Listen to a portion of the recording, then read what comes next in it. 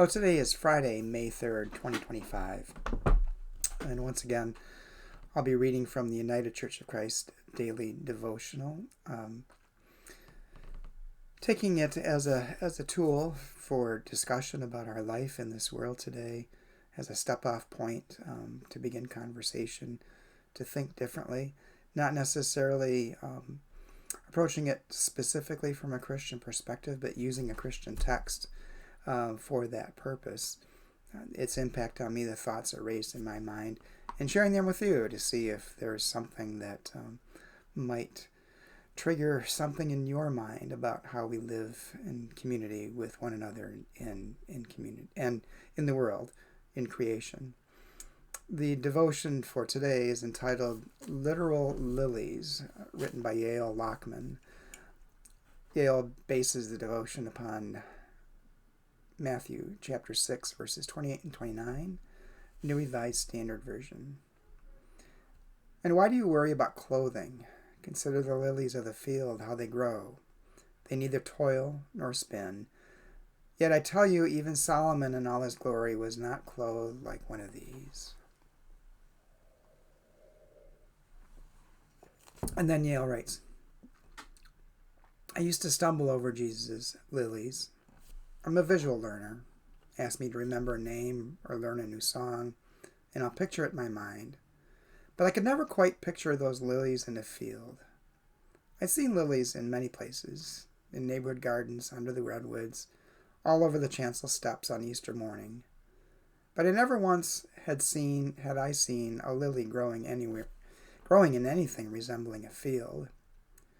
Eventually I figured there was no need to get literal about lilies, especially since scholars aren't even sure exactly what flower the gospel writer had in mind. So whenever I heard Jesus inviting me to consider the lilies of the field, I pictured daisies blooming on a soccer field, or a meadow filled with California poppies, or the bright red anemones that bloom so freely on the hills where Jesus once walked. Then I moved to the Willamette Valley. One morning as I walked toward my office and its endless list of tasks, I came upon an enormous field of purple camomillies in full bloom. Those flowers stopped me in my tracks.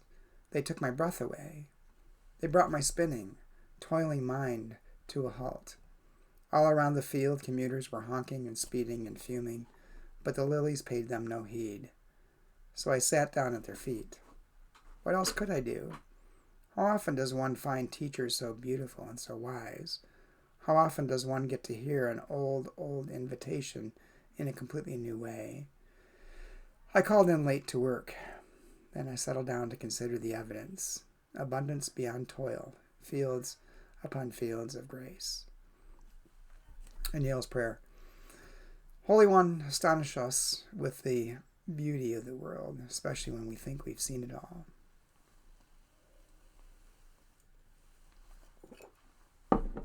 Well, a couple things that came to my mind when I was reading this was just as she talked about there was no need to get literal about the lilies.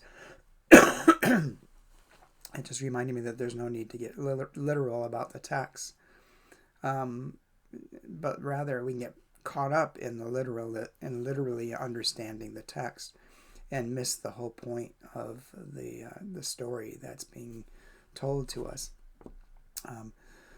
Which kind of reminds me of a situation I was in where once we're watching a video, and the video was this guy talking is kind of, I won't mention his name, but kind of a famous former pastor, now speaker, and he's walking around with a child in a backpack, and his voice is in the background talking, and it in the video it starts to rain and the child is still on his back, and I was engaged with the story itself, and then this other person in the room kept getting upset that he was walking around with this child in the rain, and couldn't get past that concept to hear the story, what the real story was about. Totally missed it completely. And I think that can happen to us when we take things literally, especially in kind of religious text or scriptural text. Um, the other thing that made me think about it too, or that I thought of as I was reading this, was just being mindful, just going through the world. I mean, so often we get so caught up in the everyday things that we do in life itself that we don't stop to smell the flowers, to use an overused phrase, but we don't stop to just be and to pay attention to what's around us, to be mindful of the things that are around us, like going for a walk in the neighborhood and just listening, setting aside the thoughts that are just churning through your head and listening or watching and seeing what's there. The birds singing, watching squirrels romp around playing with each other. There's all sorts of things that can be going on around us, and we just totally miss it when we're so wrapped up in our thoughts and the things that we think we need to get done, and we just don't sit and enjoy creation or pay attention. So those are my thoughts. Hope that's given you something to think about today in your life, in ways that you can look beyond the literal and see the beauty in the world, see the beauty in stories that you're hearing, and help you in your life.